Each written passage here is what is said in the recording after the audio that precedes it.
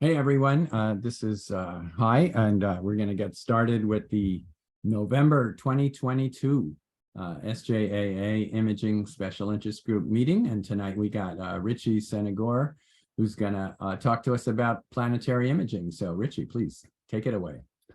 Thank you very much. And just to make sure, you can see my title card so far? Yes. Awesome. All right. Well, thank you everyone for joining. As the title card would imply, I want to take us on a little bit of a detour from the usual SIG programming. There's a lot of deep sky talk, but tonight I want to approach this as a little more of a tutorial or a reference manual rather than a technical deep dive on planetary imaging in particular. So hopefully for any seasoned veterans in the audience, this won't seem too basic, but the goal here is by the end of this, everyone on this call should be instilled with the confidence to take their own planetary images with whatever gear you've got. Also, I'm not sure how many of you had a chance to try processing the data that I sent out last week ahead of the talk, but towards the end of this presentation, we'll go through it together and see how it turned out. Like Hai said, feel free to ask questions. He's monitoring the chat too if you don't want to interrupt the audio. But otherwise, let's jump in. So first, I want to give a little bit of an introduction about myself and a quick summary of my imaging setup. Then we're going to talk a little bit about you, the imager, before jumping deeper into my hardware setup and how it's built around the things that I think you need to worry about for planetary imaging, particularly in hardware, the real world troubles you're going to have, and what you need to consider for your software packages. And we'll also talk about the various tips and tricks, settings and features of each software package that I think is important to give you an advantage, from the start, as soon as you're capturing your image, and then to actually process them. Then I couldn't pass up the opportunity to show off some of my pictures under the guise of pretending like this is some benchmarking for you. And then finally, we'll do the run through that I mentioned of analyzing the data that I sent out ahead of time. So a little bit about myself. My name's Richie. Nice to meet you all. Obviously, I'm an astronomy enthusiast. I've been an active member of the SJAA for coming up on a couple years now. I emphasize active because I was actually a member a number of years ago, if I remember correctly, and I contributed exactly nothing because I wasn't doing anything in the way of astronomy. But with that said, I've been fortunate enough, I've had a telescope my whole life, and I had a telescope at that time, but it's only recently that I've really been trying to get some real performance out of it. And hopefully now I can pass that on to you.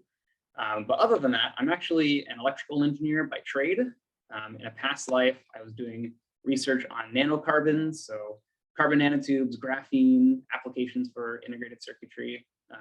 And if anyone ever wants to talk nanocarbons, absolutely feel free to reach out. I'm always happy to jump back into that skin. But now I'm actually in the private sector designing electronics and working on robotics. I know from past meetings that we actually have some woodworkers in the audience, so I couldn't resist putting in a plug here. I currently work as an electrical engineer at Shaper Tools. Any woodworkers in here have probably heard of us. Our flagship product is a handheld CNC router that uses machine vision to help users make perfect cuts. And so as an example in the bottom left corner there, I had to put a plug in here because we just launched a new product last month. So if you also want to talk woodworking or electronics, also up for that. Okay, now a little bit about my setup and location. I'm living and imaging in beautiful light polluted San Francisco, and I'll kind of unpack that a little more as we go. But I did want to mention a few things just to get started from these pictures. First off, if you haven't noticed, I'm actually imaging from the roof of my apartment building in San Francisco. And you can see in the background of the pictures there, I'm just a stone's throw away from a major freeway. And what that means for me is while I'm imaging, if a loud motorcycle or a big truck drives by or someone slams their door a couple floors down, my entire setup starts shaking. It is an absolute nightmare. And you'll see multiple examples tonight of how I'm constantly battling that. On top of that, the roof material is actually like surprisingly flexible. Like if I shift my weight a little bit, then I can also see my telescope kind of shift too. All that is to say, I'm imaging from some like uniquely terrible conditions. So my claim tonight is that all else being equal, just about anyone on this call should be able to easily get better planetary pictures than me if you just follow the same steps that I'm going to outline. Okay, so enough about me. As I promised, let's talk about you. So coming in here tonight, you've got the gear, probably, or you're thinking about getting the gear. You've got the deep sky experience, but there's a planet-sized hole in your heart that you're trying to fill. Well, thankfully, we're not too late with this talk. I know Uranus, Neptune, Jupiter, and Mars are all in great positions in the sky these days. Saturn, not as much lately, but still, it's a great time. You can still get pictures of Saturn. You can get pictures of pretty much anything you want. So I think this is very timely. When you leave tonight, the goal here is that you're going to be aware of what the main hurdles are for your imaging. And hopefully this presentation will serve as enough of a reference to give you an easy to follow workflow that should follow or should work for about 80% of your pictures, or at least getting you to 80% of your best quality. That is a number that I have completely made up, but I found, I personally don't find a need to deviate too far from this setup. And I'm aiming to be a pretty good average of a lot of the advice that you'll find online. As you start getting more comfortable with this workflow, I'd encourage you to start tweaking the various variables and opportunities to optimize for your own setup. But like I said, this talk should get you most of the way there. All right, so now let's start getting into details. I can't tailor this presentation specifically for everyone's unique case. So my approach here is going to be to give you as much reference information as possible so that you can kind of compare and have this act as some kind of benchmark. So I want to start with my particular setup. I've got a Celestron Nexstar 8SC. It's an 8-inch aperture all-phase mount. Great for beginners, but if I'm being totally honest, it took me less than a year to start maxing out some of its capabilities for Planetary, at least. A GEM is not strictly necessary for Planetary, but it will absolutely help by keeping things stable and aligned. As far as cameras, I'm splitting my time between two different ones, the ZWO ASI 294 MC Pro, which I've also used for DSO. And more recently, I actually got a 224 MC, which if you look online, it's kind of the quintessential Planetary camera right now. Basically, everyone recommends it. It's cheap, it's performant, and it's basically made for Planetary imaging. All right, also, yes, I have the Explore Scientific 2x and 3x focal extender / Barlow lens. Those have been two of the most amazing purchases I've made, hands down, for deep sky stuff. I started with the 0.63 focal reducer that everyone with this telescope seems to have, but the focal extenders were the things that really started bringing out the detail and kind of took me to the next level in my own opinion. So I highly recommend those. But kind of going down the list now of the more supporting characters, I've got two Celestron 12-volt power tanks. I use those to power the mount motors and the thermoelectric cooler on the 294 when I'm imaging with that one. I do use the Celestron vibration suppression pads because I'm imaging from such unstable ground, but if I'm being totally honest, it's probably not doing a whole lot for me because I'm on really unstable ground. I think it's well beyond the capabilities of these things. So that's mostly psychosomatic. That's my security blanket, but something to consider. And finally, I did recently get a ZWO ADC. That's an atmospheric dispersion corrector. This is used for a couple of things, but mostly to deal with the fact that light is traveling differently. Different wavelengths of light travel differently through the atmosphere. So you can get this atmospheric dispersion, this almost like chromatic aberration looking thing where you've got like red shifted to one side and blue shifted to the other. This corrects for that. But in general, it'll just kind of give you sharper images if you use it well. So I've only recently started playing with it. I have yet to get any really good pictures with it, so I don't have any example images tonight. But I do want to mention this because if anyone here is serious about getting into Planetary, It's not that expensive. It's like a little over $100. And I highly recommend it because this will eventually you'll find that you need this, and it'll make it so that you can take really good pictures of the planets even when they're not super high overhead. For my imaging and processing computer, I'm using a Dell XPS 15. I'll talk a little bit more about that on the next couple of slides. But if I can give one piece of advice now to someone who's thinking about what sort of imaging setup to build out for themselves in field, I would recommend don't do something power hungry like my tricked out laptop here. Try to build around something like a Raspberry Pi, because my #1 bottleneck personally in the field, I don't usually have power available to me. So once my battery dies, that's kind of it. So if I could run a Raspberry Pi off of a 12-volt, portable battery, I'd be out there all night. So, okay, now actually starting to get into some details and advice. In some ways, planetary imaging is much more forgiving than deep sky, but where that completely goes out the window is that now your targets are very dynamic. While you're imaging with the intention of flattening and stacking your subs, your target is rotating. And if you're not careful, that rotation will, at best, maybe obscure some detail, but if you're really not careful, it'll completely blur your picture, and it'll ruin your night. With that in mind, the first piece of advice here is that you're going to have to tailor your imaging sessions per planet to capture for a reasonable amount of time. We'll talk a little bit more about this later and how to figure that out. But I really like these graphics that help illustrate and give you a sense of the relative rates of rotation and give you a more intuitive sense for why a very slow rotating planet like Venus you can image for like 10 minutes, whereas a very fast rotating planet like Jupiter, you're more limited to about 3 minutes. And to be clear, this is not a 3-minute long exposure of Jupiter you're taking. And that concept actually introduces us to a pretty fundamental shift in approach from deep sky, which is the concept of lucky imaging. Let me try, I was having some problems with videos earlier, but there should be a video playing right about now of Saturn. This is a clip of one of my Saturn captures from earlier this year.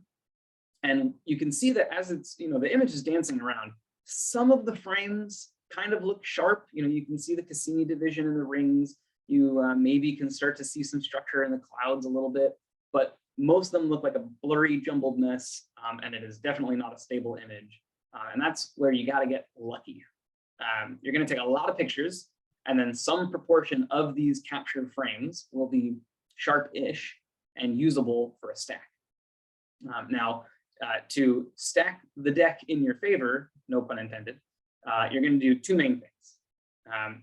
First, you're going to want to get to as stable an environment as possible. And then you're going to want to take as many pictures as you possibly can within a preset amount of time based on the planet.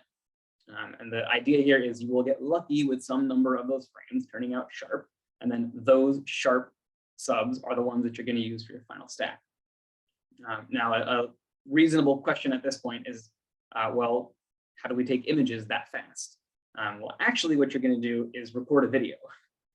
So you're hopefully using a very performant, very fast camera. It's going to record a video, and it's going to be taking lots and lots of frames per second. And the frames of those videos are going to be broken down into your subs. Okay, great. So approachable concept, easy to understand, but how do we actually do that? We need to move fast. So where does that speed come from? It's important to realize when you're imaging DSO, generally you're actively working to increase the amount of time that you can spend on a single subframe. So you may not necessarily have to consider where the bottlenecks in your system are, but there are a couple easy bottlenecks you can eliminate on the capture side of the equation and the storage side. So on the capture side, USB 2.0 versus 3.0 literally has a 10-fold difference in max transfer rates. Luckily, most devices made in the last few years support USB 3.0. But if you haven't already, I highly recommend investing in USB 3.0 compliant hardware, like a computer that supports 3.0, a camera that supports 3.0, a USB 3.0 cable. And the quick check for if it's 3.0 compliant is you can look for the blue plastic inside the cable or the port. And assuming that this thing passed regulation and was designed to spec, then that'll work. You'll get the benefit of being able to save data really fast. Now, it's one thing to just jam data through the pipeline quickly, but then you need something ready receiving it on the other side that can handle that speed as well. So on the storage side, there's actually a lot more options to choose from. Without going into the details, I can recommend going with an NVMe solid state drive. And you can see, I mean, this is way far ahead USB 3.0 and, orders of magnitude higher than 2.0. Point is that you'll be able to save the pictures as quickly as they're coming down the pipe. You can make sure that your storage space and your storage device is not the limiting factor here. Once upon a time, I started out imaging. I was on my roof, about 10 feet that way, trying to save images over Wi-Fi to my network storage, which was 50 feet that way. And it was shamefully slow. I was maybe getting a few frames per second because everything was just getting stopped up. My on-chip, my buffer, my cache wasn't able to handle it. Terrible. Eventually, I did upgrade to this USB-C SSD, which certainly helped, but nothing comes close to when I just finally installed the NVMe drive into my laptop. And now this is a problem of the past. Now for some more. Richie, can I ask a question? Yeah, absolutely. Around 3 years ago, I saw a presentation from Christopher Go about Planetary. And I remember him telling me, or I remember him saying in the talk that he imaged to memory, like the length of his video was the amount of RAM he had. So that's no longer necessary. Now the SSDs are fast enough where you don't need to do that, I take it. Well, there's a lot of different ways we can dive into that question, because I can tell you for sure I'm maxing out the cache that's built into my camera. So I'm maxing out memory in that sense. But you can see on my system here, I've got 32 gigs of RAM. I am certainly not using up all of that for imaging.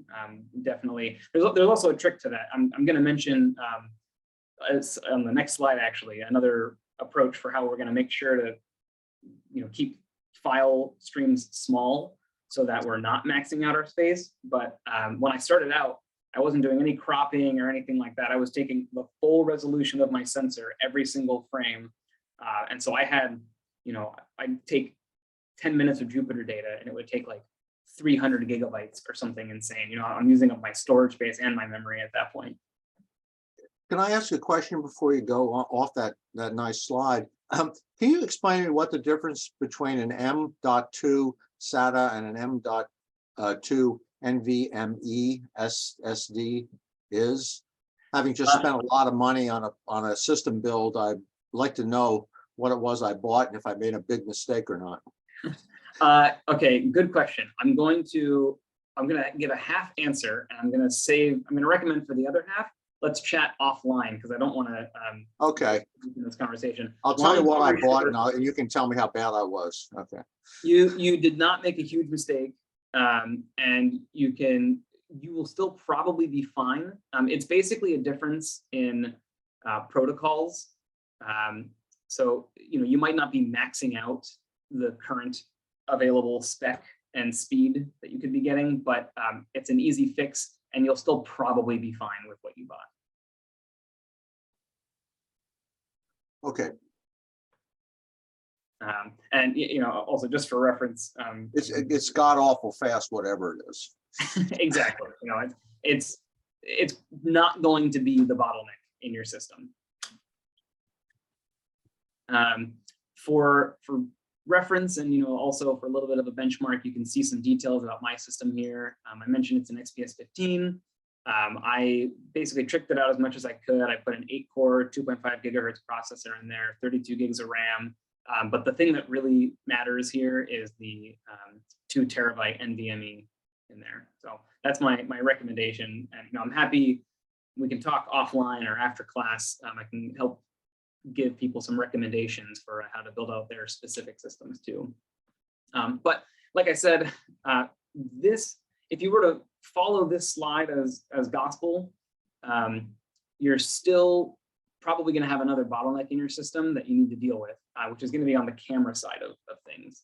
So I'm going to be talking throughout this presentation. I'm going to be referencing two cameras, the ASI 294 MC Pro and the 224 MC. But I do want to emphasize that any camera will work for Planetary. You can sincerely, I actually started with just strapping my phone to my eyepiece. Actually, I started by holding up my phone to my eyepiece and doing my best to keep it in view. I don't recommend that. But if before you drop some money, if you want to try it with your phone, like, go for it. Any camera will work. It's just that some are faster and more appropriate than others. You can see here, I've got some specs pulled from the ASI website. And it may seem obvious to some people here, but based on my experience and a lot of posts on cloudy nights, I think it warrants being explicitly stated. You have a sensor that has some resolution. You can change what region of your sensor is being read out and saved while capturing. And that is called the region of interest. So if your whole sensor is this big, but you only care about this small of a portion, you can set that small of a region of interest. That term is going to come up a lot tonight. And all else being equal, the smaller the region of interest, the faster you're going to read out your data.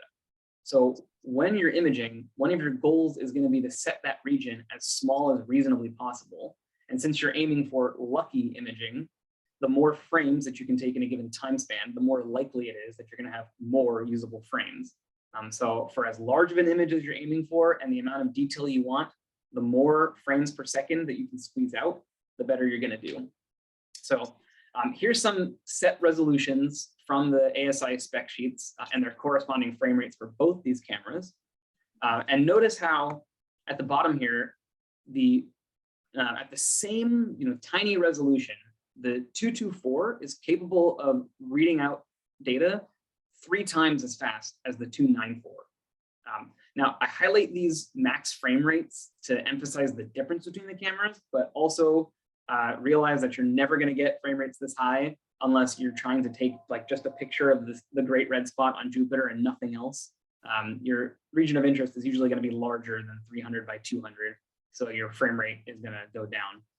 But the operating piece of advice here from this slide is if you aim for 100 frames per second, stable minimum during your capture, then you'll be in a comfortable spot. Also for reference, with my setup, I took both these cameras side by side. When I set them to a 5 millisecond exposure and a 500 by 500 pixel region of interest, the 294 averaged out at 96 frames per second, and the 224 was at 200 frames per second, so twice as fast. So you can see why people prefer the 224 for Planetary. Okay, so a lot of hardware talk, but now let's talk about when you're actually out in the real world, what are some of the areas that you're going to run into trouble? 4 broad main topics of concern, in my opinion, for planetary imaging, roughly in order of importance. The first is collimation, making sure that you're in good alignment. The seeing for the night, light pollution, and sampling. So digging into some examples here, I actually waffled a bit on whether collimation should be number 1 or number 2, but ultimately I decided that even if you have the most amazing, perfect seeing and atmospheric conditions, if your collimation is off, you're doomed to not get great detail. Now, this is also something else that might seem pretty obvious on its face, but the farther out of collimation you are, the worse results you're going to get. And I think it warrants saying that just because I could tell you that, and people told me that, and then I went and repeated that, but I still had 0 sense for what that actually meant in real world. I'd never really seen it quantified or demonstrated. So in my experience, it was really easy to brush off collimation issues because I didn't have a sense of the impact that being out of collimation has. And I just assumed that I was doing something else wrong. But for purely visual comparison, at least on my SCT, a tiny fraction of a turn of a single collimation screw can bring me from the far left to the far right very quickly. And that's not unique to just my setup. So the main takeaway from this slide is that if you're getting serious about Planetary, you should get comfortable with the concept that you're going to be collimating every single time that you go out before you take pictures. And if you're like me, that is an incredibly intimidating concept because I at first was not confident at all in my collimation abilities. But now that I've had some time to work with them, I cannot recommend Bob's knobs enough. These are little thumb screws that replace the factory secondary screws, the collimation screws. I bought these knobs and I held onto them for months and hesitated because I knew I was going to wreck my factory collimation. But eventually I reached a point, I was desperate. I figured I needed to recollimate. So I took the opportunity to install these. And sure enough, I did wreck my collimation. It took me hours to get it back because I had no idea what I was doing. But eventually I got there and now it's amazing. I do warn you though, after you install these, you're going to have to recollimate more often than usual because they don't hold as tight as the factory screws. But since you're getting serious about planetary imaging, you're going to be collimating more often anyway, and these are going to pay for themselves in time, frustration, and no more risking dropping a screwdriver onto your corrector plate and scratching it, because that's a bad night. Okay, so I've convinced you, you're going to collimate every single night and everything's going to be good. You're going to get perfect images, right? Wrong. Okay, well, turns out seeing is incredibly important here too. I'm not going to dwell too much on this because I think everyone here is familiar with the concept of seeing, but just know that you are exceptionally sensitive to seeing when you're trying to capture the very fine details of the planets. So most of you in the South Bay are probably familiar with regions like 2 to 4 on this scale, maybe 4 if you're lucky. For me, honestly, most nights are a 1 to 2 in San Francisco, which seeing continues to be the most frustrating aspect of planetary imaging for me. It took me a while to realize why I had such high variability in my images. I mean, some days I could reach focus like that, like super fast.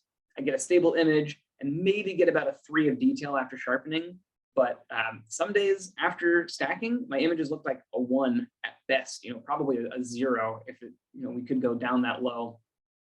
And I'd look at tutorials online to figure out what I was doing wrong. And I swear I was nearly in tears over how some people seem to be getting raw frames from their phone cameras that looked better than any stack I had ever produced. But eventually I figured out, it turns out when you're imaging on top of an apartment complex, you're basically sitting inside a giant pocket of hot air. And then when you're imaging Jupiter low in the sky across the way, sitting above another even larger apartment complex, you're shooting through some seriously choppy air.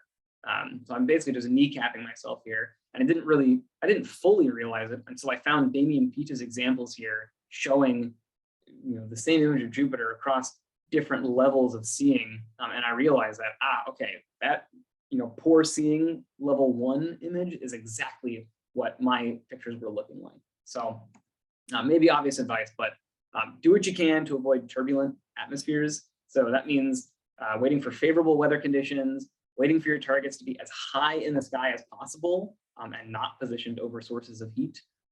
So, sorry for those of you in suburban backyards, but I hope I can, for those people, when you see some of the pictures that I'm getting from my roof in San Francisco, hopefully, you're not going to despair. Okay, now we're starting to get into the factors that, in my opinion, are not as important, especially for novice planet hunters. I found a great example on cloudy nights from a user that progressively imaged through the morning as the amount of ambient light increased. And I'm just going to run through these. In my opinion, it's fine. You can see the sharpened stack on top, and then when he post-processes them, the same image on bottom. And across the 3 bottom images, yeah, you can kind of see that details are maybe getting a little fuzzier, but honestly, all 3 of those pictures I would be proud to publish personally. So again, especially if you're starting out, if you're a novice, what I'm saying is don't really worry about light pollution. Obviously, you want to aim for less. The less light you have coming from not your target, the better you're going to be. But if I can get semi-decent pictures in the heart of San Francisco, then you're probably going to be okay. Okay, now I also wasn't sure if I should, how much detail I should go into sampling at all, or if I even should touch on it at all. But I decided this is worth a brief discussion, especially if people are going to be investing in some gear based on this talk. This is not a unique concept of planetary imaging. And I think that with very little forethought, you can pretty comfortably position yourself to not have to worry about this, at least until you get more advanced. But the basic idea here is the same one that you've grappled with literally every single digital picture you've ever taken. You're taking a digital sample of an analog real world target. And if you don't fit within certain guidelines for good sampling, then you risk losing detail or contrast. Again, it's not really something that I've been super worried about personally, but here's an example. If you can bear with me, I'm not sure how well everyone's screens are going to render these gray blocks, but basically, if you have some picture you're trying to sample in the middle here, it's got some shape. If you undersample it, then you risk getting a kind of blocky appearance of whatever shape you're trying to capture. And if you oversample it, then you're spreading out detail unnecessarily over bordering pixels in your sensor, which will tend to give the target a bit of a softer look. But in my opinion, at least when you're oversampled, the information is there. You're not really losing any information.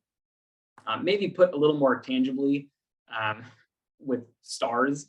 If you undersample stars on the left, you see they're kind of coming out square and blockish. But if you oversample them, they're getting softer, but at least they're still kind of round. Point I'm trying to make here is don't really worry too much about sampling.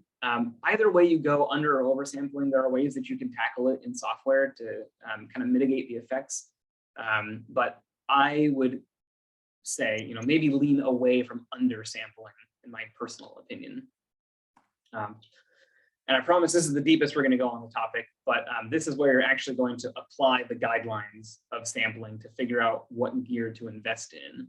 So the primary factors that are going to influence your sampling are: one, your focal ratio of your setup, so aperture size to focal length, keeping in mind that if you have a focal extender or a reducer in your image train, that's going to change your effective focal ratio, so that'll change the equation here. Number two is your sensor's pixel size. Another thing I should mention for good hygiene is if you're binning your sensor pixels, that's also going to change your effective pixel size. But this is another topic. I think if anyone's particularly worried about binning in their setup, maybe come talk to me after class, and we can talk about the specifics there. I don't think most people need to worry about this right now. And then number three factor influencing here is your seeing. I'm not going to get into the derivation of the equation up in the top right corner there, but there is a set of conventionally accepted parameters that help you calculate your sampling as a function of these various traits for your particular setup. I've also included a link to this web page that I have a screenshot of here, so you can run the calculations yourself. But as an example calculation for one of my go-to setups, I'm using an 8SC telescope at f10 ratio. I've got a 3x Barlow lens. I'm using a 224 MC camera, and I'm in poor seeing conditions in San Francisco. If you look on the bottom, you can see I'm way over in the purple. That means I'm oversampled. And in fact, actually, if you look at the next slide, I ran the calculation for each combination of cameras and lenses that I like to use on my telescope. And you'll see that I'm oversampled in every single configuration I use. Again, not going into too much detail, like the potentially controversial recommendation I'm going to give here is if you aim for oversampling, I think you're going to come out fine for most of what you want to do, at least at first. It's not the end of the world if your setup leaves you undersampled, but if you have the opportunity to tune your sampling now, I say aim for ideal or critical or oversampling to kind of simplify your processing.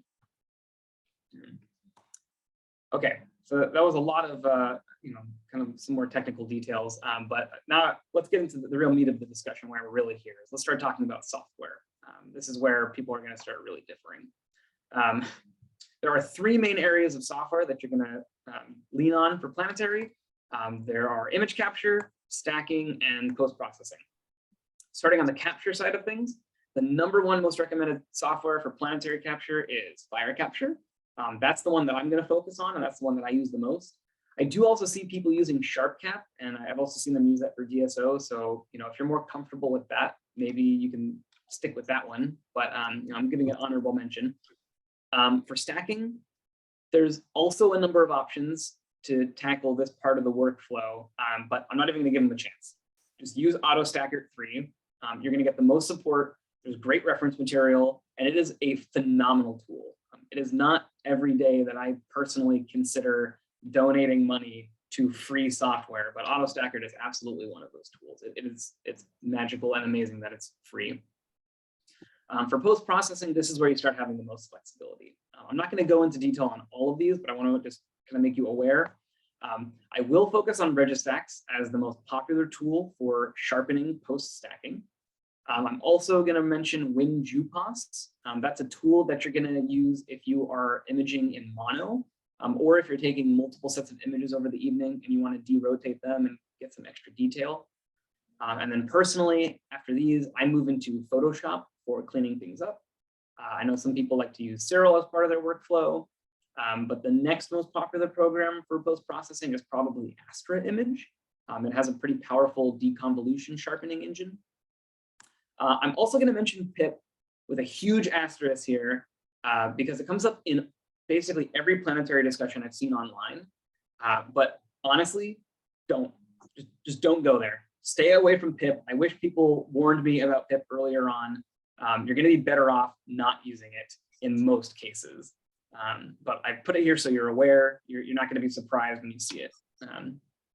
Don't do it. And then, of course, a lot of people here are going to be familiar with Pix Insight. I have successfully used this for Planetary post-processing, but I'm personally not that great at it. And what I'm going to show here is you can get along just fine without it. And then finally, super honorable mention, I want to mention Microsoft Ice. It's a dead program for now. There's no more development on it, and it's kind of hard to track down install packages for it, but you can find them. And this is for people who walk away from this talk wanting to try out solar and lunar imaging, because the concepts that we're going to talk about here actually transfer well to solar and lunar. You need to use some slightly different settings, but solar and lunar lend themselves really well to taking these really high magnification mosaics.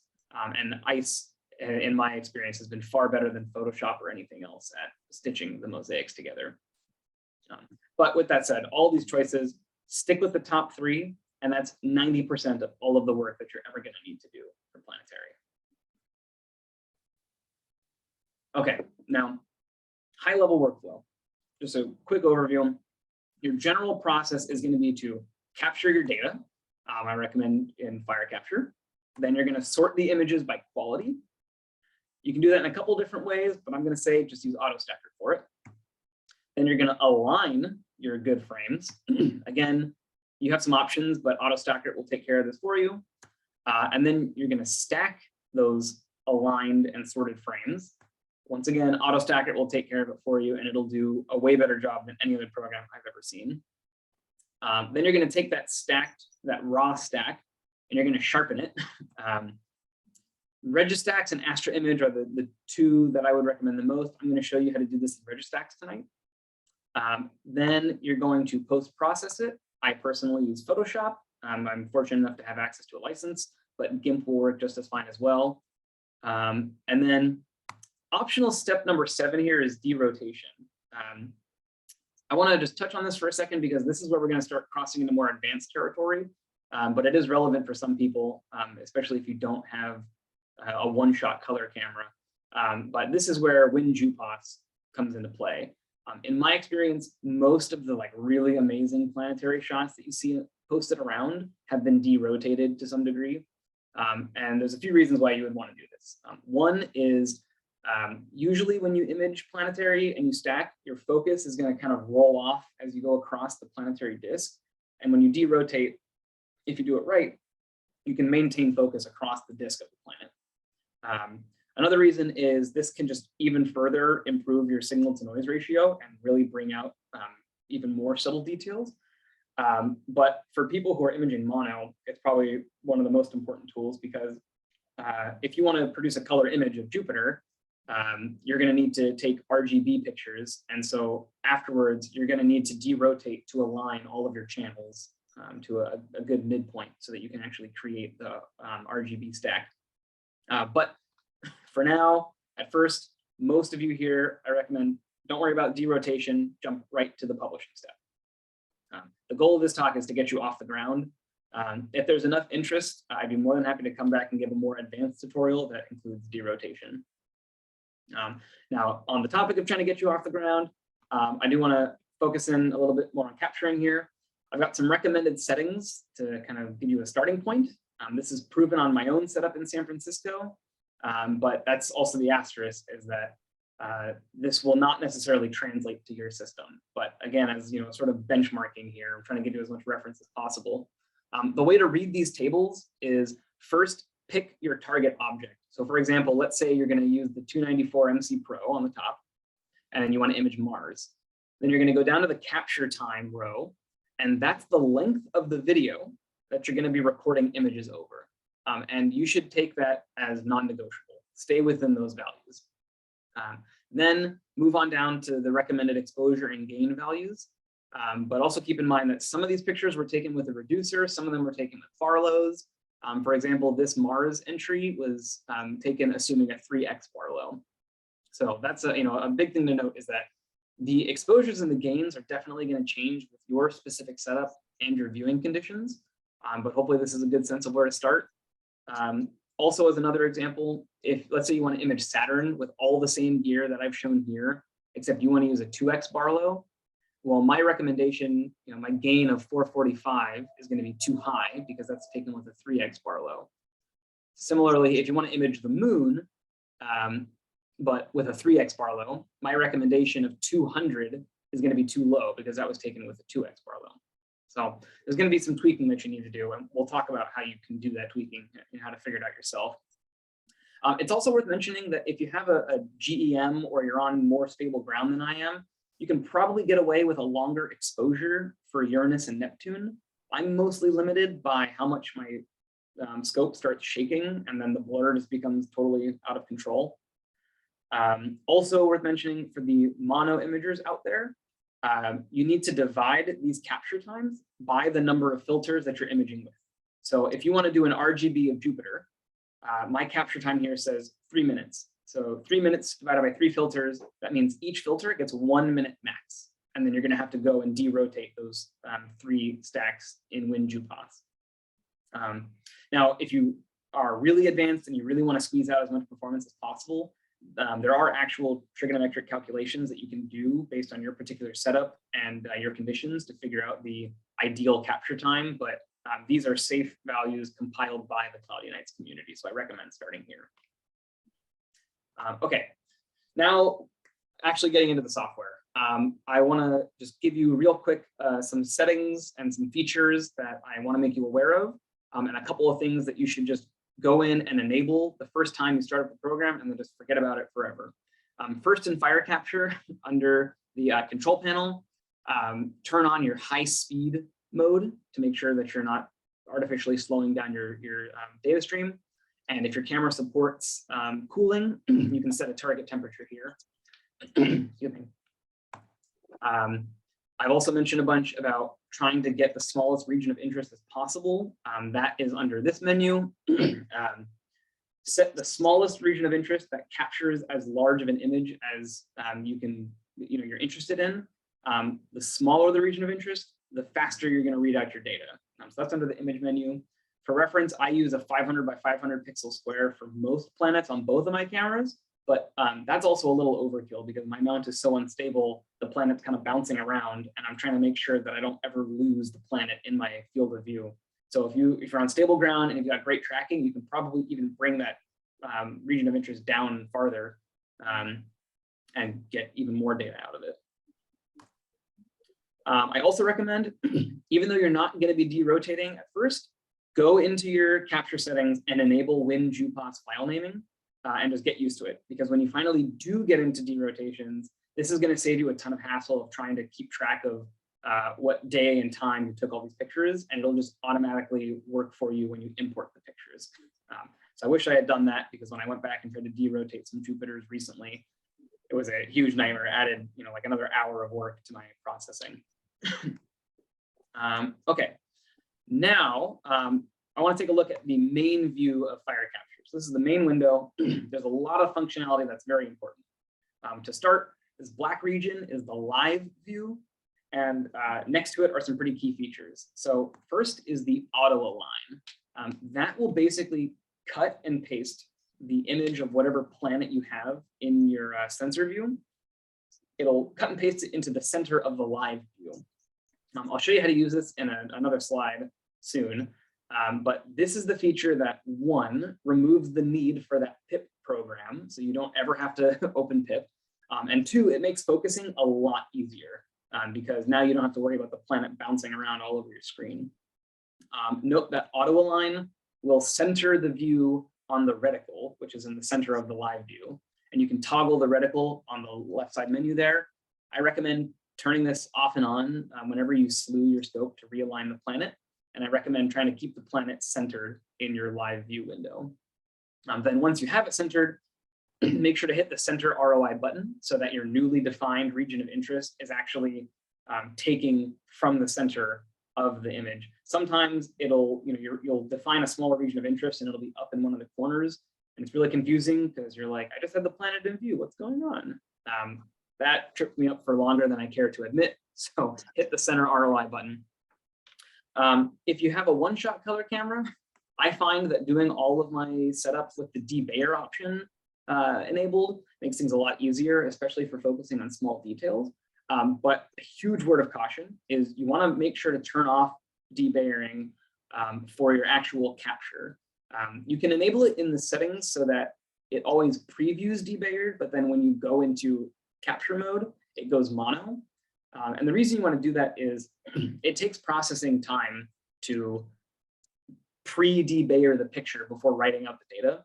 And that's just wasted time that could be spent on capturing more data. So you can get a little bit of a speed boost if you you capture in mono, and then you just let AutoStacker debayer for you. I do also recommend capturing in AVI format. Historically, a lot of people have recommended SAR format because it carries the Bayer matrix information along with the file. But personally, I've never had an issue with this, and I haven't seen anyone have a problem with it recently. And in my experience, AVI has been much more manageable. It's also worth mentioning, while you're capturing an AVI, you can just stay in the default 8-bit capture mode. If someone's trolling around your settings, you might see that there are higher bit depth modes. And yeah, technically you can store more detail and information with that, but with the dynamic range of the planets, honestly, you don't need more than 8 bits anyway. And this means that you have less data to write. So you're going to get the speed boost staying in 8-bit data, and you're going to take up way less space on your drive. Okay, all that's important, but the most important piece of advice on the screen is that you should manually focus on the planet's globe or circumference, and don't rely on using a stellar mask. I used to use a Batonov mask for my deep sky, and it's great for that. I thought it would transfer well to Planetary, but it doesn't. You never quite get all the way there in my experience. And this is echoed in a lot of posts online. But basically, get the planet centered, turn on your auto align, zoom in really far. And if you have an electronic focuser, even better, but do your best by eye to get details as sharp as possible. I actually have a couple video examples of this on the next slide, which let's get this going. Let me loop this. So you can see Jupiter is out of view, or is out of focus because I was collimating just before this. But once I get the planet in view, I center it on the reticle, I enable auto align to keep it steady. And then when you're focusing on Jupiter, you can use the moons, crank down the gamma, crank up the exposure, and use the moons as a visual aid. Try to get them as small and sharp as possible. You're also getting a glimpse here into how unstable my mount is, because you can see me constantly having to fight against it. This is sped up a bunch, and you can't hear me swearing in the background because I'm so frustrated with my conditions. But once you get the moons as sharp as possible, you can zoom back in, kill the gamma, lower the exposure, and voila, you're in focus. You can then take your good picture. Then another example here, Jupiter was pretty easy because we had moons to rely on, but for Mars, for example, it's way harder. The process is basically the same, except now you're relying on the disk, get that as sharp and small as possible. Luckily in this video, I had some contrasting features on the surface of Mars that I could rely on to gauge my focus. But really my advice here is, I mean, other than everything else we've discussed, is just to really take your time. Notice I keep going in and out of focus to make sure that I really get it right. And you know, it's kind of bouncing around, but not as much because we have the auto align on. It can be a very frustrating process. It takes the patience of a saint, but you will get there. If you have a motorized focuser, even better, but just really take your time. And even still, you know, it happens to the best of us. Your pictures might end up a little bit soft, especially starting out. It's kind of hard to gauge the quality of your images pre-stack. So I do recommend, you know, take your initial capture and quickly jump into auto stacker for a gut check that, you know, you're in a good spot with your setup. So with that in mind, let's take a look at the stacking software. Hey, can I ask a question, Richie? Yes. Would it be a mistake to, I don't know, focus on a star near Mars? Not at all. And in fact, usually what I'll do, especially for like Mars, Uranus, Neptune, I'll go find a star as close as I can and focus as well as I can on that. And that will get you pretty dang close, if not right on the money. But of course, the farther away you are, the more quickly all bets are off. So I found even, last weekend, I tried exactly that. And even after, it looked like I was in really good focus. And then I went and did kind of a pre-stack, and I was still coming out looking a little soft in my, my raw stack. So then I went in and took this video actually that we were just looking at. So short answer, yeah, it's not a problem at all. It's a good way to start, especially if you don't know, how out of focus you might be slewing to the planet. Okay, so right now we're looking at one of the menus of AutoStacker. This is the stacking program that I've been singing the praises of. Don't worry, we're going to take a look, more functionally at how to use this over the next few slides. But another setting that I want you to turn on and just forget about is the planet on edge of FOV detection. Just turn it on, leave it on forever. For people like me that have terrible tracking, it will auto-detect frames where the planet is starting to drift out of view, and it will automatically reject them. And if all of your frames are good, then it's not going to affect your output. So, there's only benefits, no drawbacks. And you can actually see in the, the quality graph down there, that kind of squiggly gray line. If you look at the bottom right corner, there's a red line at the back. Those are actually frames that were rejected by this setting. So this was not a great data set coming in. So enable that. And then you can come on over to the main AutoStacker menu here, or window. I recommend, especially for people just starting, just copy my setup that I have here, my configuration. As you get more comfortable, you can start tweaking all of these knobs and see how it affects your final output. But this will get you 80% of the way for just about anything that you want to produce, is my assertion. So without really getting into the dirty details of how all these settings work, I recommend set your image stabilization to planet center of gravity plus dynamic background.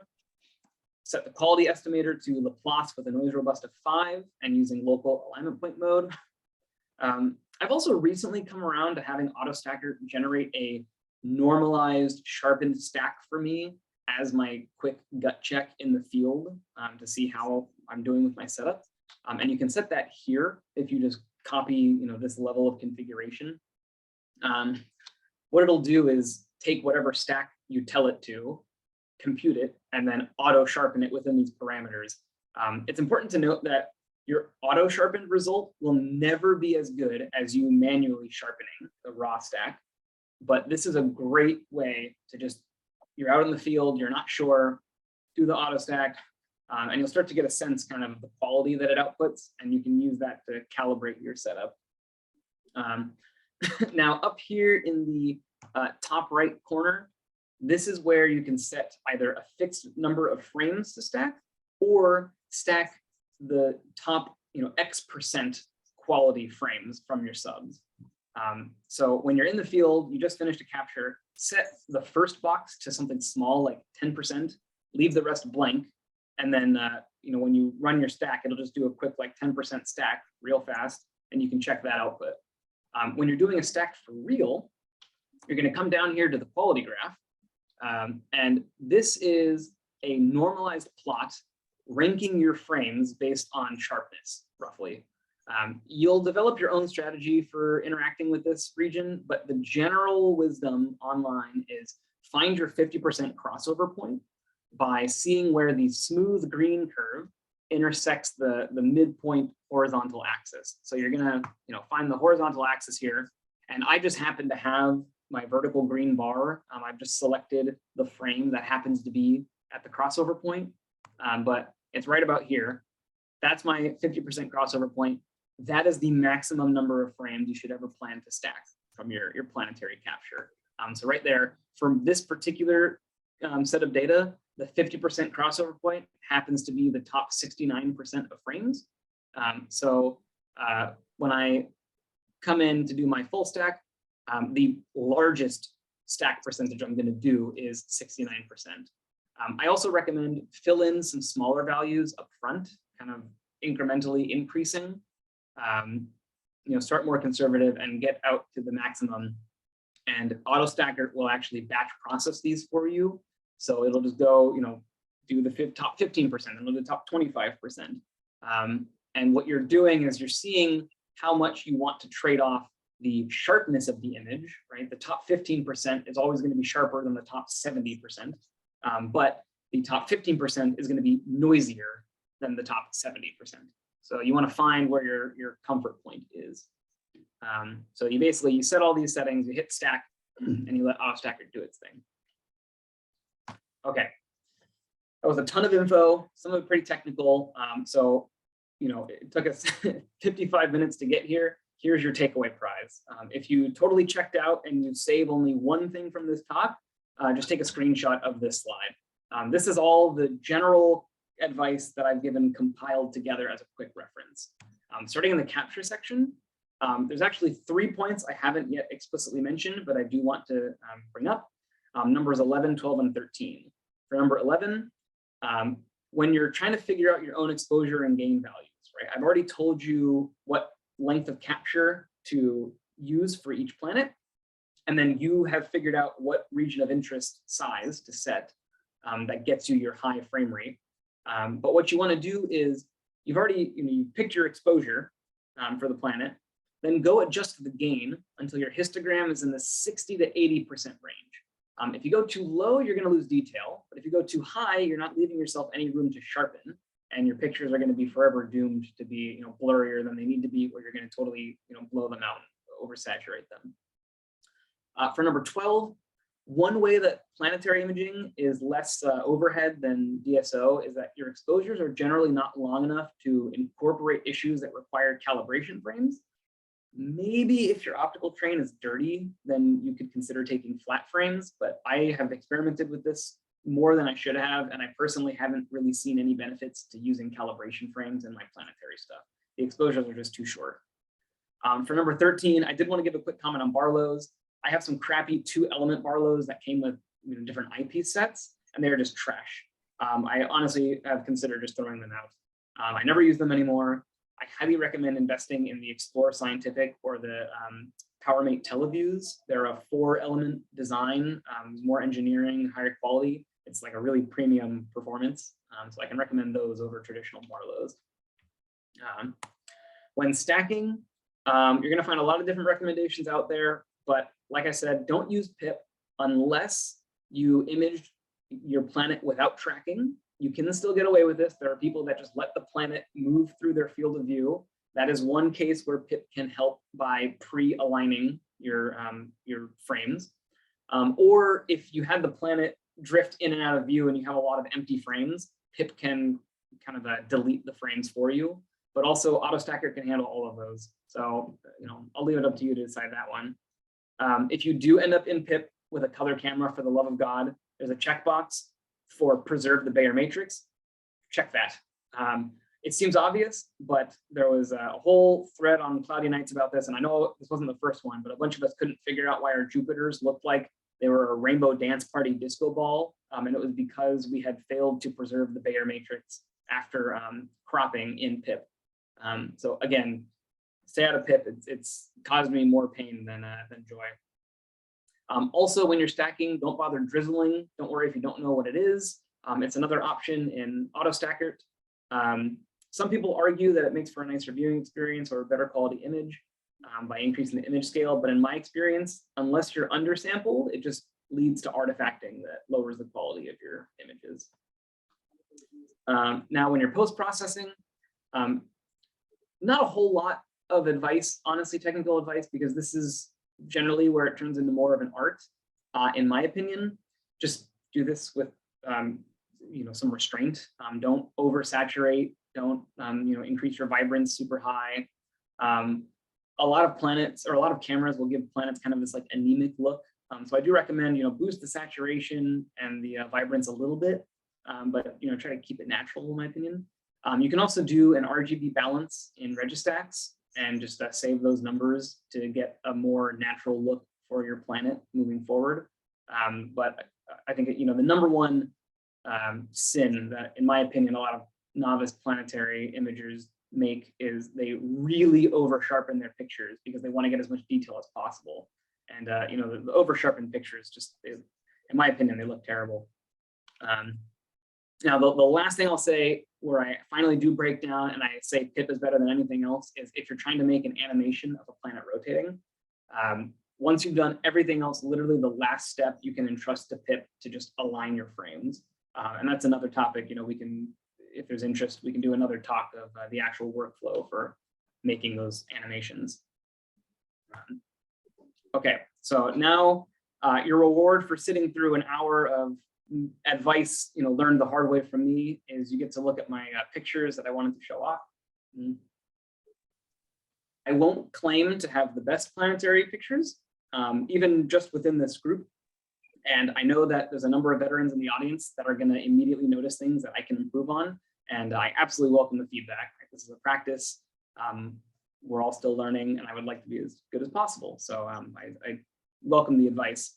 If nothing else, I hope the takeaway from these pictures is that planetary is actually not that hard, especially when you're imaging in really non-ideal conditions, and that you should give it a go.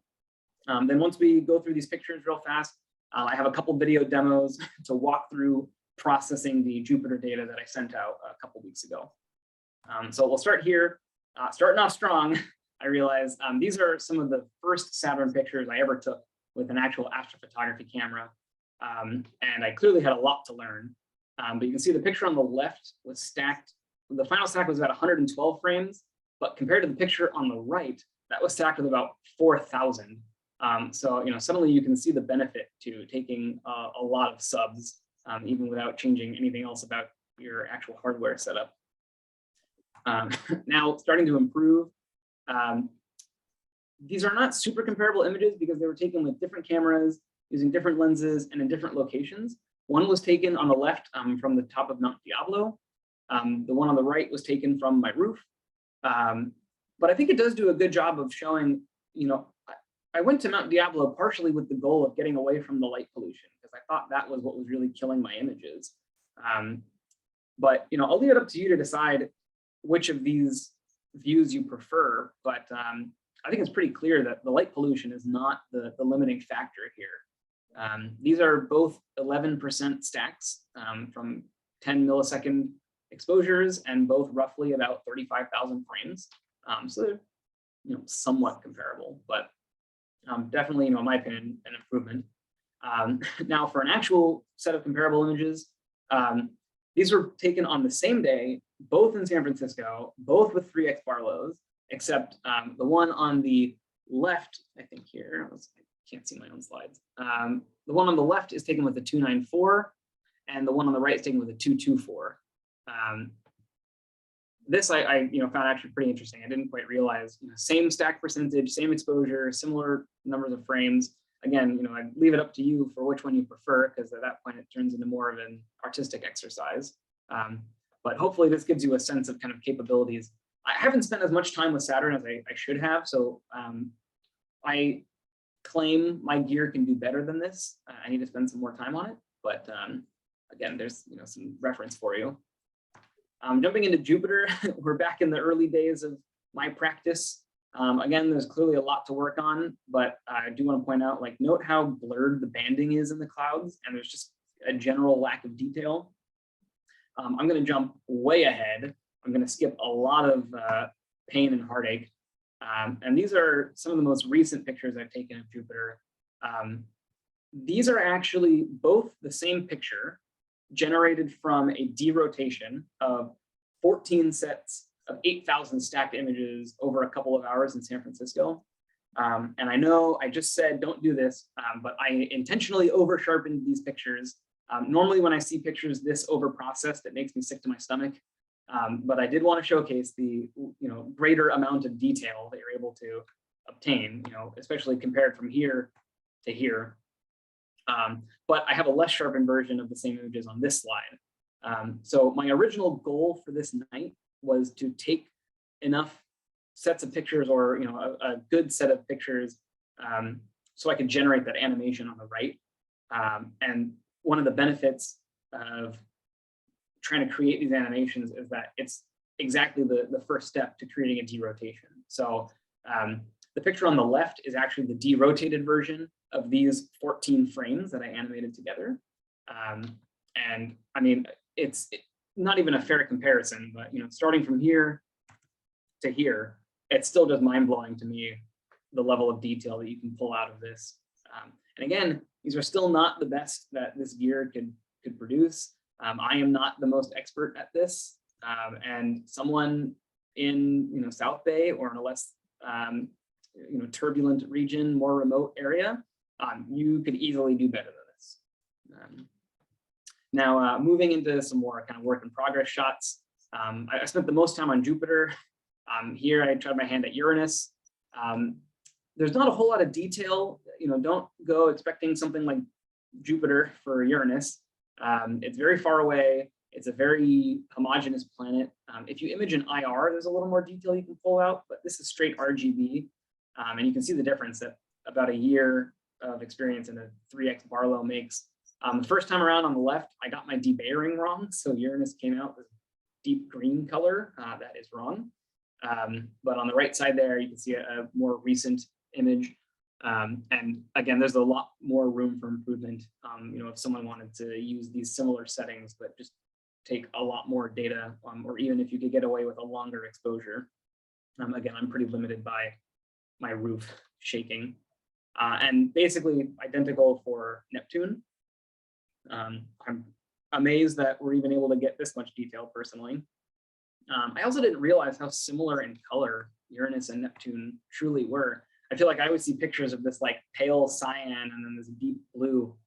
The picture on the right here, the saturation was boosted a little bit, which kind of brought the blue out more. But you can see the picture on the left is actually basically the same color as Uranus. And I guess it makes sense. They're basically made of the same substances. Now, I've only recently, very recently, started taking pictures of Mars. And I actually, like 10 minutes before this call, finished processing some more data on Mars from last weekend. But I thought this was a neat example. On the right side, I thought I would go outside and just take some pictures of Mars without recollimating and everything would be fine. But the picture came out really soft and I decided, fine, I'm gonna recollimate. So I recollimated. Sure enough, I noticed, yeah, I was actually slightly out of collimation. And then I swapped to the 224 and I took the image on the left. This is basically a first try at imaging Mars. There's definitely a lot more detail that can be pulled out of this. And compared to like Venus or something, Mars actually rotates fast enough that you do need to worry about derotation if you're going to take longer sets of data. So that's another way you can extract more information out of this. I do also want to point out for people that if you're going to start with imaging and you start with Mars, don't despair. On the left picture, on the far left edge of Mars, you can see this really bright section. That's something called the Mars rind. You're almost certainly going to run into this issue when you're processing your Mars pictures. If you want to Google Mars rind, you can find a lot of articles about how to deal with it.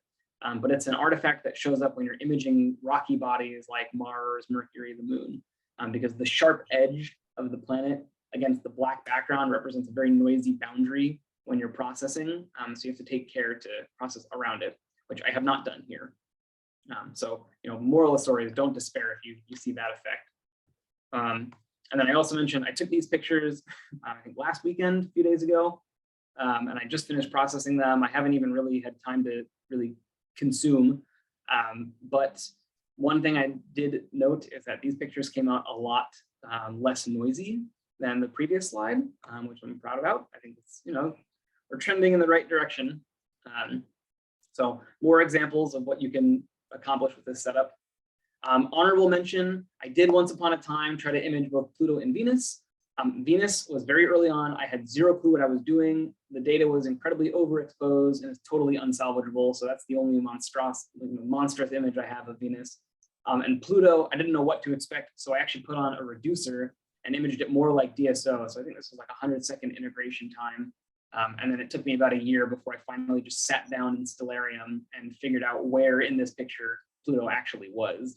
And so you can see the teeny tiny dot there. It was not the one that I thought it was going to be. I would have picked another 50 stars from this picture first, but that seems to be the one. I've yet to attempt Mercury. Unfortunately, Mercury and Venus are not in good spots right now. They're too close to the sun. But one day I'll hopefully complete my solar system.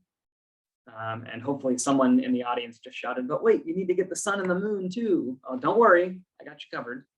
I mentioned these workflows, these processes for planetary imaging lend themselves pretty well. They extend over to solar and lunar pretty easily. It's a similar approach. You can stack subs from both of them. You just have to use slightly different settings in AutoStacker.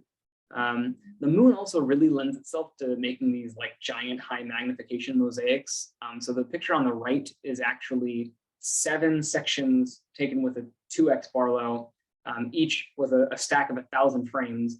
And then I stitched it together using that Microsoft Ice program that I mentioned earlier. That workflow is probably worth another talk in and of itself as well. There's a lot of ways that you can skin that cat. And then while I have everyone's eyes, I did also want to, I couldn't resist throwing in some deep sky images that I've taken here. These are taken with the 294 MC. Again, not the most amazing pictures by a long shot in this group, but I'm proud of them. You can also clearly see my Orion Nebula up there. That was the first deep sky I took. And I got my debayering totally wrong, but I was so deep into it, so much sunk cost by that point that I decided just to roll with it. And I kind of like it. But really, I bring these up because if anyone is thinking like, oh no, I only have DSO gear, I can't get into Planetary, don't despair. It might not be mathematically ideal on paper, but again, this is the exact same setup that I took all these planetary images with. So, okay, that's now I'm starting to kind of wrap up the content here. I do have some useful links here. I'll send out the slides in a PDF form after tonight. Here's a few links that I recommend checking out. For people that are planning to buy some gear, I recommend going to the sampling calculator and the FOV calculator to help you get a sense of how your gear is actually going to measure up in the real world.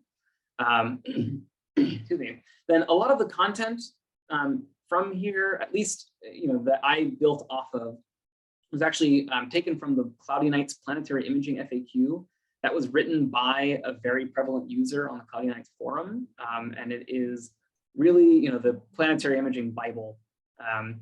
It will get you most of the way there for everything you want to do, and hopefully cover all of your questions. My goal with this presentation was to save you all the reading. It's a pretty hefty FAQ.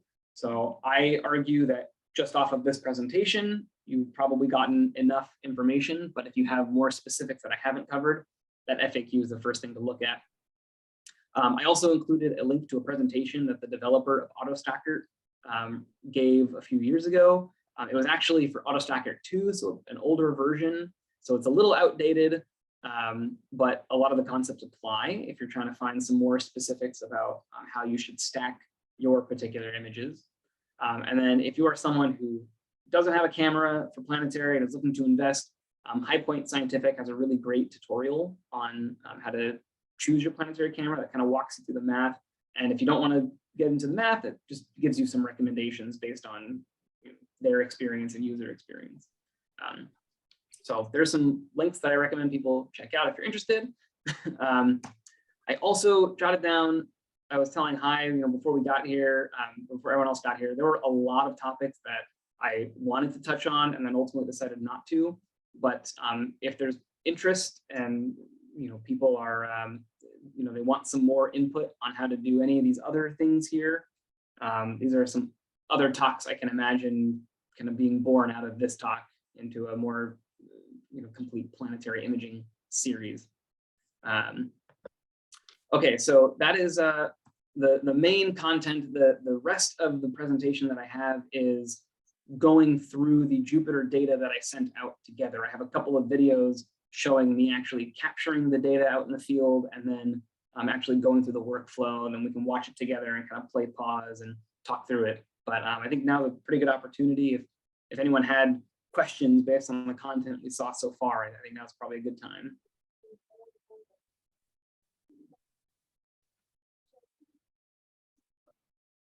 Are there any questions? I have a couple from the chat I can bring up, but please don't hesitate to pipe in. Here's a couple. There was a comment. It was from Jerry, I guess. Oh yeah, I can Ruth. just say it what it Okay. was. I had just put in the chat what that M.2 memory device I bought was. Just if you want to comment on it at some point, you can see it was that second type, which I don't really understand the difference was. What it was an NVMe, and it's really it's really fast. So I don't know what the difference is between that and the SATA. Is the other version of the M.2?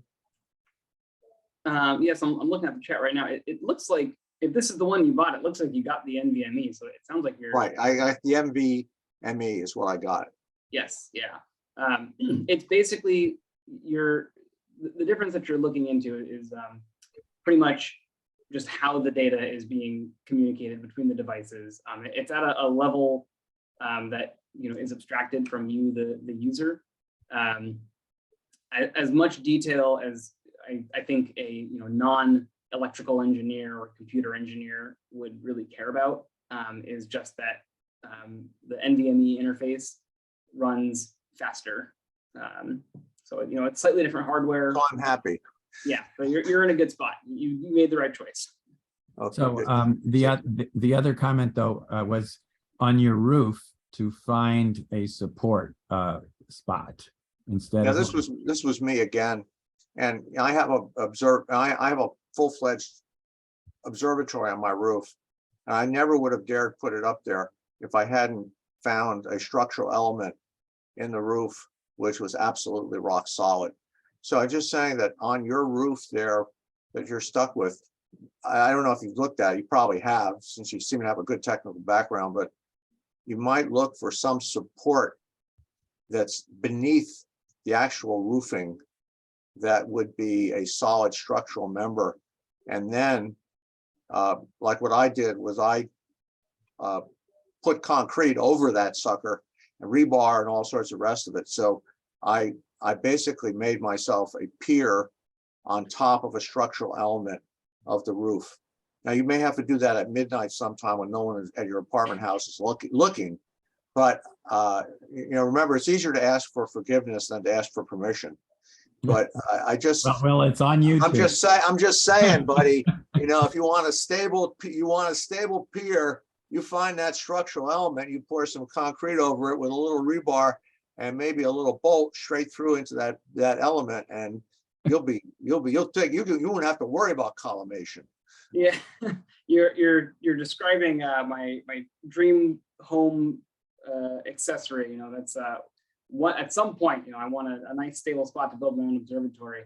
But you kind of hit the nail on the head. I won't go into a whole lot of detail, but let's just say I'm kind of imaging out there secretly. So I'm more concerned with finding a clandestine spot rather than the most secure But again, I hope that what the impression I've left with people is that from those pictures, I think some of those are objectively not bad, at least. Certainly, from taken from an unstable setup with a lot of light pollution, and kind of modest gear. I hope what people see is, or they take away some confidence that they can also pull this off. All right, and so there was also a question about your about the atmospheric corrector that you were using, and if you could give a little more detail on why one would use that, and what the benefits were, I guess. Yeah, so the way that the atmospheric dispersion corrector works is basically, and take this with a grain of salt because I'm going off of memory here, but I believe it's actually 2 prisms that are attached to some levers that you can rotate. And the principle of operation is that you have different wavelengths of light incoming through the atmosphere, and based on the amount of atmosphere that they're traveling through, and based on their wavelength, they're going to, the red light versus the blue light is going to be bent at different rates. They're going to travel at different speeds. So, if you can imagine, if you're imaging like on the moon, you don't have this problem because there's no atmosphere to distort the photons of light coming in, to split up the white light into its constituent colors. But through the Earth, you can imagine, right, if you're imaging perfectly at the horizon, you're going through a lot of atmosphere. As you start increasing the angle with respect to the sensor that the light is hitting your sensor, there's less opportunity for the atmosphere to act as a prism and break apart the light. Basically, what you're doing is you're going to install the ADC. I actually have it here. This is what it looks like attached to the 224 MC or 224 MC. It's this black part here, and you can see that there's a couple of levers here that I can't see my own view, so I hope this looks okay. So there's a couple of levers here. There's a rotator ring as well with a spirit bubble level attached to it. And then this just installs into your optical train. And what you do is you get the level set properly, and then there's some guidelines on how you set these levers with respect to each other and your whole setup. Fire capture also does have an ADC helping widget installed in it to take some of the guesswork out of this. But basically, to answer your question, what you're doing is the atmospheric dispersion is a well understood phenomenon. It's a solved function of wavelength and angle.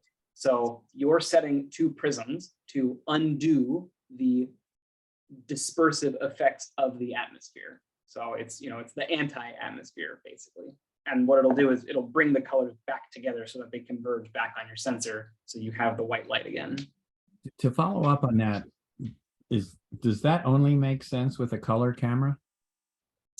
No, that's actually a great question. And I actually had a slightly different variant of this question asked in like more professional context recently. But short answer is even mono cameras are not subject to this kind of aberration or dispersion. It manifests slightly differently, but at the end of the day, even if you are imaging mono, the light coming in can still be dispersed, and that will basically manifest as blurriness. So your mono images you're gonna lack some detail and contrast. Your color images, you're gonna actually see that as misaligned color channels. So when I said mono, I meant color images with sequential RGB, right? You know what I mean? Like using a 294 mm, right, and changing the filter. So you're saying that they wouldn't stack on top. You wouldn't be able to sort of align the 3 images. Well, in the example that you've just painted now, so if you're just strictly imaging mono, that will manifest as blur because you're unbiased, unprejudiced accepting photons. If you're putting filters in there, it's going to depend on the passband of your optical filter. But the effect will be less pronounced. Okay. So that's all the chat questions. Are there any other questions before Richie goes on to his next section? You have an interesting schematic on your blackboard of two series FETs on top of a constant current source. What's that? This was, there's a number of schematics, all sort of circuits behind it that you probably can't see as well. This particular one, I think, was a technical interview question that my wife was asked when she was interviewing around a couple of years ago. You can see I've been using the space back here. But I think the question for this one was to figure out, based on the configuration of FETs here, what operational mode is each FET in? Okay, thank you. Good question. I like that one. All right, why don't you move on to the next section? Yeah. All right. So I want to be sensitive to people's time here. So there's two videos I mentioned. The first one is just a couple of minutes, and then the other one is about 8 minutes. But let's just kind of play and pause. Let's go through. I'm also gonna come out of my presenter view, but let's see if I can pull this off. Okay, so on this video here, this is an example of me actually capturing the Jupyter data in FireCapture. So you can see I start out by making sure I have my high temp, my target temp set. And what do I do here? So I went into a separate test profile. That's what the little test tubes there are. And here I'm enabling the auto guiding mode so that I can control my mount from the computer. This is pretty sped up, but basically my alignment was off. I'm hunting around to find Jupyter. And I'm in a test profile so that I can mess with the gamma, the gain, the exposure, just to get comfortable and get my bearings without actually changing the ideal capture parameters that I usually use for Jupyter. And there was a jump here because I edited out the section where I was focusing, and I made that its own video that we watched earlier. But you can see here, right, the histogram is sitting in the 60 to 80% region. You can see Jupyter is actually not looking terrible given my setup.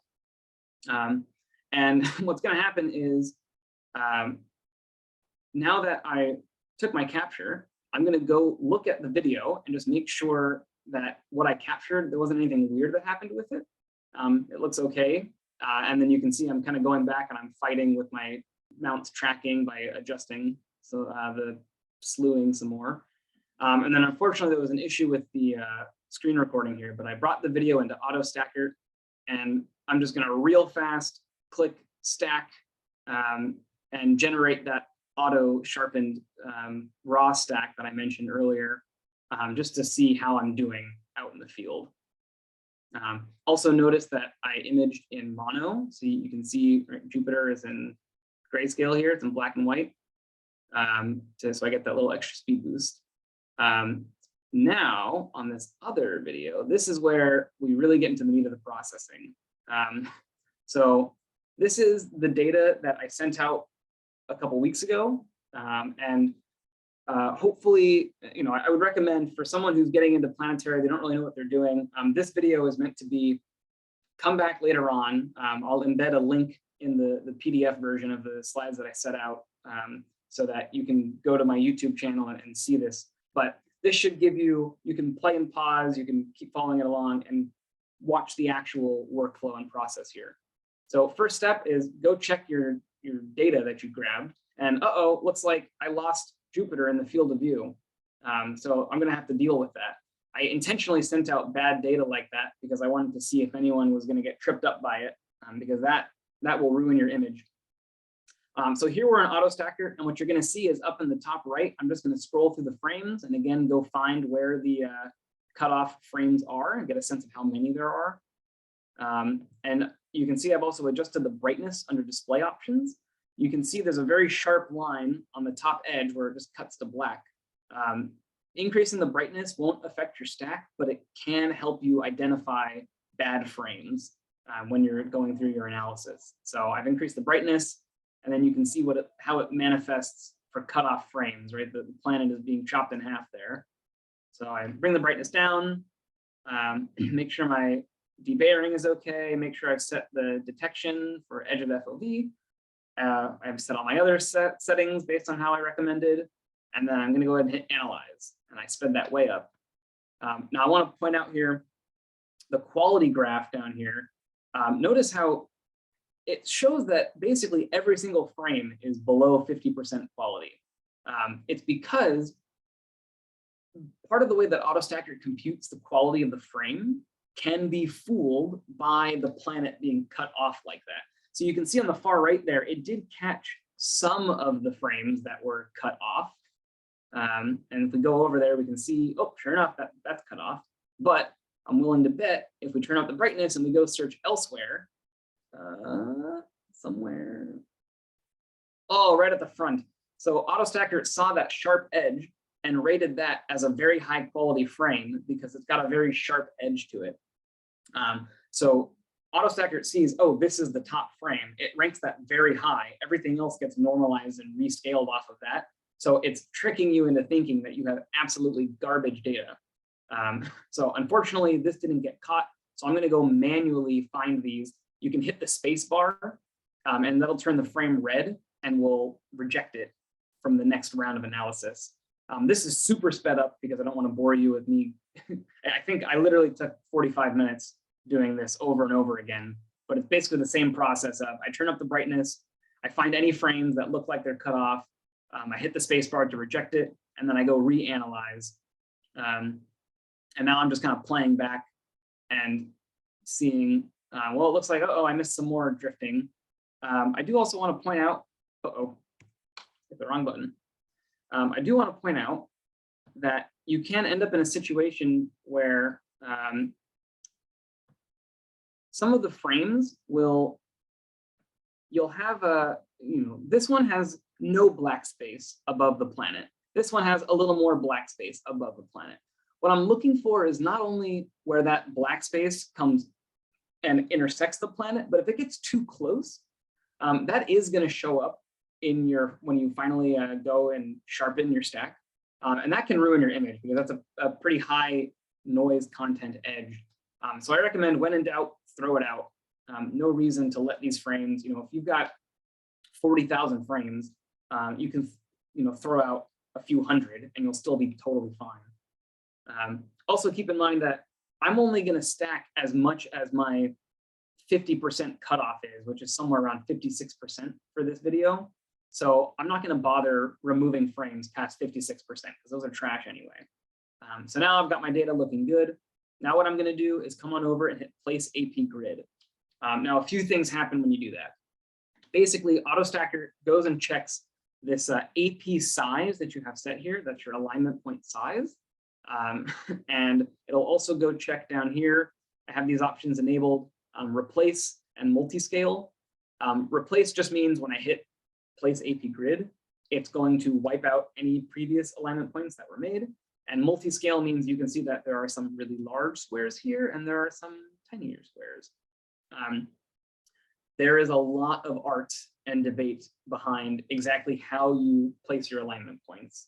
But I personally put a lot of faith in the developer of this software. He's published a number of papers on this type of image analysis and enhancement. I generally don't find the need to stray too far off of what the software has recommended. I also want to point out this setting here, an AP size of 96 and multi-scale gave me 33 alignment points on Jupiter. That's actually a pretty good number. You don't necessarily want thousands. It's going to take forever to process and doesn't, there's diminishing returns. But I am going to go add a few more manual points on the great red spot just to make sure that that section gets a little extra care. If you want to adjust the number of alignment points, you can also change the AP size. If you make it smaller, you're going to get more points. If you make it bigger, you'll get fewer. You can also change the minimum brightness. If you increase the minimum brightness, that's going to increase the threshold that AutoStacker imposes for setting an alignment point somewhere. So that'll generally give you fewer alignment points. But once you've got all that set up, you can go ahead and hit stack. And I've sped this up a ton, but AutoStacker goes and it'll first generate my 15% stack that I have there. And then it's going to go through and do my 25% stack, and then my 35, and then my 56. I have the option save in folders selected. So what's going to happen is each stack is going to be saved in its own 15% folder, 25%. And you can see the 15% folder showed up here. And I'm going to go open and check the raw stack. Okay, like looking decent, kind of blurry as expected. But now let's go check the auto sharpened stack, and not too shabby. You can compare, and the sharpened one is on the left, the raw one is on the right. There's pretty good detail. When I first started doing Planetary, I would have been amazed and elated to have this picture on the left. But you will always do better manually sharpening. So let's go ahead and take that raw stack, and we'll bring it into Registacks. So you just drag the image in, and then there's a few things you can do here. First, I'm going to do an RGB balance. You can see that my color channels are not equally distributed among each other. This is from the raw data and then the RGB alignment in AutoStacker. So I'm just going to hit the auto balance button, and you'll see it gets rid of that blue-green cast and gives it a much more natural look. And now this is a good setting for, if I ever image Jupiter again with this setup, I can basically pretty much rely on these numbers to be pretty consistent. But that's always my first step, is do the RGB balance. Now, if you don't have an ADC, the atmospheric dispersion corrector, you can do this RGB align. This image does not really have issues with dispersion. I imaged it pretty high in the sky, but I have had images where you can see like there's kind of a red smear on one side and a blue smear on the other. You can kind of combat that by dragging this green square to encompass the entire globe, and then hit estimate, and it'll think for a minute. And in my case, there was no dispersion that it felt it could correct, so it just didn't change anything. So I get rid of that. Come into the histogram tool. I recommend using the log-based graph just to give you a really good sensitive sense of how the changes that you're about to make affect the histogram. And then you're going to come over into the wavelets section. So there's a few things to point out here.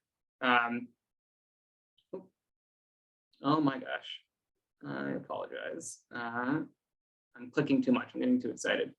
So there's a few things in the wavelets. There is a huge art to interacting with wavelets. I have yet to find someone who has really explained this to me in a way that I find satisfying and comfortable. I'm sure there's a number of experts in this group that could do a good job of that. But what I'll say is, most people don't understand what they're doing here. I certainly don't have a great sense. I have a relative sense, but not really an absolute. But I recommend don't use linked wavelets. There are reports online that show unlinked works better. If you click on the preview button here, this is like a multiplier, and you can see the green and the red sections are the areas that will be enhanced by each layer. There's 6 layers. Starting at layer 1 will operate on very small fine details, and then moving up to layer 6 will operate on much coarser detail. And basically what you're going to do is move the sliders to determine how strongly that particular layer is affected. And then you're going to adjust the sharpen values and the denoise values. So sharpen is going to do exactly what it sounds like. It's going to bring out the detail, but it's also going to bring out noise. And then you're going to want to combat that with denoise. So you'll come up with your own strategies here. For Jupiter, I usually start with just crank up layers 1 and 6. This is mostly a superstition I have, but then I hit the up button about 5 times, and you can see the image is starting to sharpen, but you can also see now it's starting to add noise. So I'm going in and denoising. You can also see how it's affecting the histogram, and you can use the zoom panel here to get kind of a closer view of, in particular, I'm worried about the great red spot. So I think this is over sharpened at this point. I'm starting to back off the sharpening, and I want to have a good balance between, if you put too much denoising, your image is going to go soft again, and you're going to lose that detail. If you go too hard on the sharpening, you're going to add a lot of noise, and it's going to look unnatural. So I'm just tweaking this, finding some good settings that I'm comfortable with. Then I'm going to go in and I'm going to rotate it so it looks nicer to me, orients properly. And then I checked this show processing area. I'm using a very small region of interest here. This is 500 pixels by 500 pixels roughly. So the processing area is the entire picture here. But if you're doing larger pictures with a larger region of interest, like you've got all the moons or something, you're only going to get a preview of the changes that you're making here. Everything that I'm doing is only going to show on one small part of the screen. That's encompassed by the 4 gray corners here. That's the processing area. There's also another feature, the show full image. I generally stay away from that. It kind of zooms it in a little bit, but in my experience, it actually shows a lower quality preview than the picture actually will be. So I stay away from that. Then you're going to hit do all to apply the changes to every portion of your image and then go save them. So I go and save this to a processed folder, and then without changing anything, this is really sped up because I'm just dragging in my additional stacks, my 25%, my 35%, my 56%. I'm dragging them into Registacks, and it will automatically apply the exact same changes that I made across all of them. And now we can see the side by side comparison. I did 3 stacks, the 56% is still running in the background in Auto Stacker, but you can kind of see it's pretty hard to tell in this view, I think, but on my screen, it's pretty noticeable. The lower percentage stacks have more, they're sharper. The higher percentage stacks have less noise, but they're also softer. So this is the point where you choose which one kind of came out best for you. And so at some point I picked one of these. I guess I went with the 35%. I pulled it into Photoshop. You can do all sorts of post-processing in Photoshop.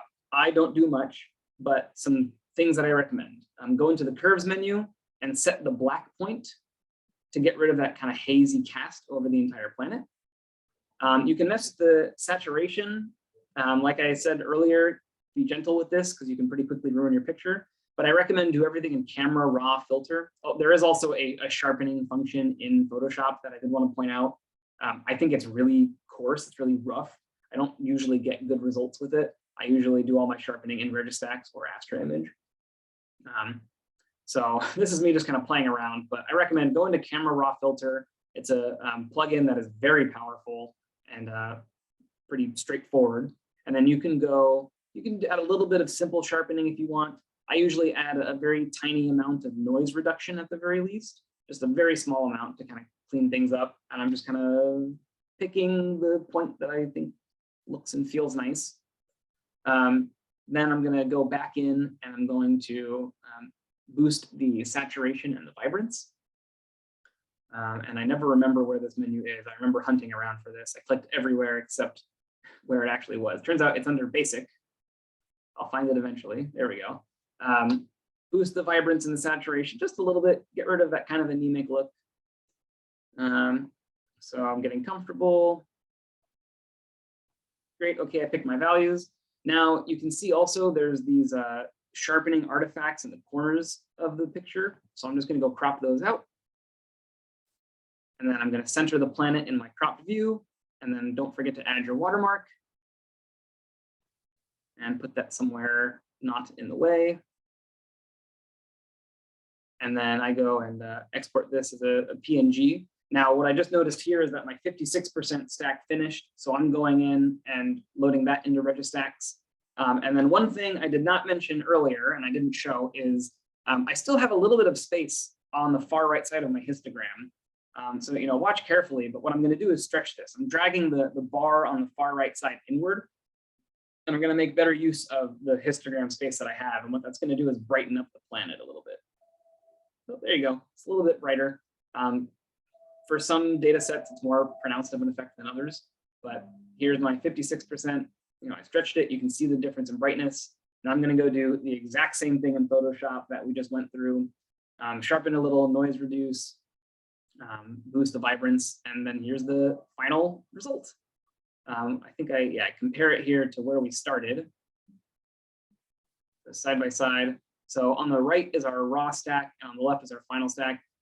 Honestly, the screen capture does not do great justice. I think it looks a lot blurrier than it does in reality, but this gives you a sense of kind of the relative boost in performance. Also note that this final result on the left, this is not a derotation, right? This is just a single set of this one frame, stack frame from this set of a single capture. So the images that I showed you earlier in the presentation, that was 14 of these left images that had been derotated and stacked on top of each other. And that's how I got so much more detail. But this is still, in my opinion, again, like, it's not bad. I think for, imaging in the San Francisco rooftop, this is great. If you're doing it in your suburban backyard, I think you can get way better data than this. So I'll move on to the next slide. Thank you for listening. I've included pictures of my emotional support animals here. We've got Bart, Lindsay, and Oscar. I'll leave it up to you to guess which one is which. Oh, I do want to point out, I have some bonus slides here for people that are interested. This is that PIP Bayer pattern protection option I mentioned. For anyone who wants to try lunar, this is a pretty early example of a lunar stack that I did. You can try modifying your auto stacker settings to match this. But this is, again, also worth kind of its own talk on itself. I mentioned the edge rind effect on Mars. There's also something called the onion skin effect. I won't really get into it right now. This is getting a little more advanced, but here's a reference. If you find that you're having problems with this in your processing, there's a link that talks about how you can approach this and kind of process around it. And then finally, for anyone having trouble with the RGB balance or their one-shot color camera balancing, the author of the Cloudy Nights Planetary Imaging FAQ actually wrote a post about this. I just linked to here. It talks a little bit about how you can deal with the RGB balancing on the capturing side rather than on the processing side. Okay, now for real, that's it. That is all of my slides. That's all the information I have. The rest of this is time for questions or if people want to call it quits there. But thank you for giving me the platform and the time. All right, well, thank you so much for that. I suppose it's almost 2 hours. How about if there's one question, we could take that. Otherwise, well, is there one? Anybody? Well, go ahead. No, I was making a dumb joke. Okay, well, I think that was a great talk. I really learned a lot. And how about if we all unmute and give Richie a big hand, because thank you so much. That was great. Thank you. Thank you. I can hear the applause coming through the muted microphone. Okay. I do want to say for people that are getting into this, that are interested in learning more, don't be shy. You have access to me through the group, and I'm sure my contact information is somewhere, but I'll send out the slides. Please reference those. And if you have questions, reach out to me. I'm happy to answer and talk about specifics of your setup. And let me know if you have other questions that you want to see in other talks. And I'm excited to see. I hope there's now a flood of planetary pictures that put mine to shame, because everyone is imaging from better conditions than I am. All right. All right. Well, thank you again so much, Richie. And we'll see everybody next time. Thank you. Bye-bye, everybody. Bye.